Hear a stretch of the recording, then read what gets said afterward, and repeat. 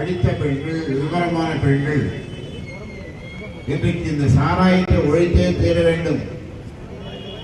இன்றைக்கு ஒரே ஒரு கட்சி சொல்லாமல் இருந்தது இந்த அம்மையாருடைய கட்சி.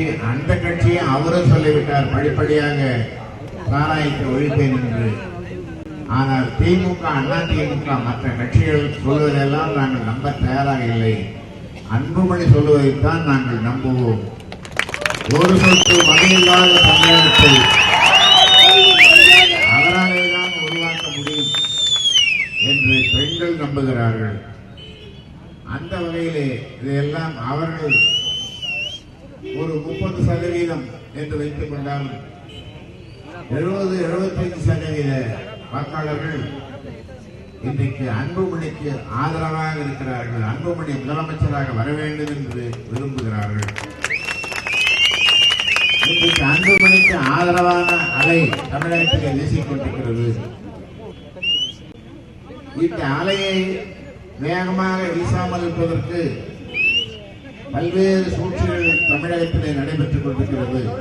அவர்களை குடிகாரர்களாக ஆக்கி இன்றைக்கு சீரழித்த இளைஞர்களை அவர்களுக்கு நல்ல கல்வியை கொடுக்காமல், தரமான கல்வியை கொடுக்காமல், வேலையை கொடுக்காமல், திறன் சார்ந்த, அறிவு சார்ந்த, தொழில் சார்ந்த பயிற்சியை கொடுக்காமல் அவர்களை இன்றைக்கு குடிகாரர்களாக வைத்திருக்கிறார்கள்.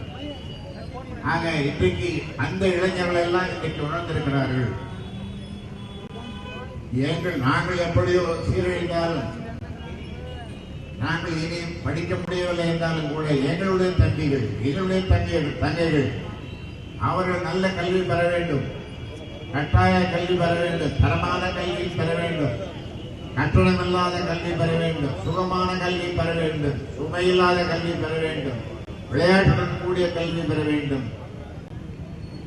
உலக தரத்துக்கான அந்த மாதிரியான கல்வி பெற வேண்டும் என்று அந்த இளைஞர்கள் விருப்பம். அந்த வகையிலே அவருடைய ஆதரவு, அந்த வகையிலே ஒரு நாட்டினுடைய சுபிட்சம், முன்னேற்றம் இளைஞர் கையிலே இருக்கிறது. அதனாலே இன்றைக்கு எப்படி 1965 மாணவர்களுடைய போராட்டத்தினாலே 1967 திராவிட முன்னேற்ற கழகம் காங்கிரஸை வீழ்த்தி ஆட்சிக்கு வந்ததோ, அதே போன்று இன்றைக்கு நான் சொல்லுகின்ற அந்த இளைஞர்கள் இன்றைக்கு இந்த இரண்டு கட்சிகளையும் வீழ்த்தி அன்புமணி ராமதாசனை ஆட்சிக்கு கொண்டு வருவதற்கு தயாராக இருக்கிறார்கள்.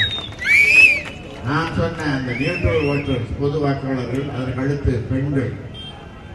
இன்றைக்கு அதற்கு முன்னாலே வெற்றில வாக்கு கொடுத்த ஏழுமலையாம் மேல சத்தியம் பண்ண சொன்னா அப்படியே நம்பி சத்தியம் பண்ணி வாக்களிப்பார்கள் ஒரு காலத்திலே பெண்கள். அதன் பிறகு 5 ரூபா, 10, 15, 50, 100, இன்றைக்கு 500, 200, 300, அப்புறம் Thirumangalam formula, Srirangam formula, RK Nagar formula என்று இன்றைக்கு நிறைய ஃபார்முலாக்கள். நாமெல்லாம் பிசிக்ஸ், கெமிஸ்ட்ரியிலே படிப்போம் ஃபார்முலாக்கள். இப்பொழுது இவர்கள் கொள்ளையடித்த பணத்திலே இருந்து சிந்திப்போன பணத்தை கொண்டு வந்து விலை மதிக்க முடியாத வாக்கை விலை பேசி இவர்கள் இன்றைக்கு ஆட்சியை பிடித்து கொள்ளையடித்தார்கள். இனி எவ்வளவு பணம் கொடுத்தாலும் ஏமாற மக்கள் தயாராக இல்லை. ஏமாந்த மக்கள், நாங்கள் ஏமாந்தது போதும், எங்களை ஏமாற்றியது போதும், இனி நாங்கள் ஏமாற தயாராக இல்லை என்று இன்றைக்கு மக்கள் முடிவு செய்திருக்கிறார்கள்.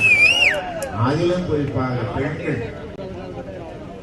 இன்றைக்கு படிக்காத பெண்கள் கூட யாருக்கு நீ வாக்களிக்க போகிறாய், யாரோ அம்புமணியாமே, அம்புமணி என்று பெயரை கூட அவர்களுக்கு சரியாக சொல்ல தெரியவில்லை.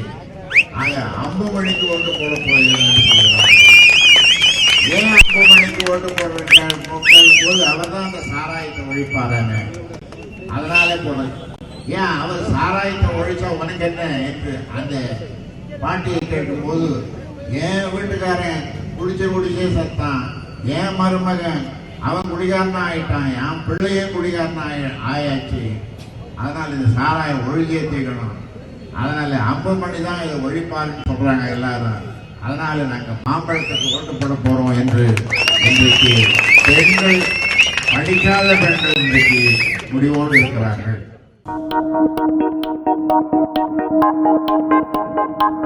Thank you.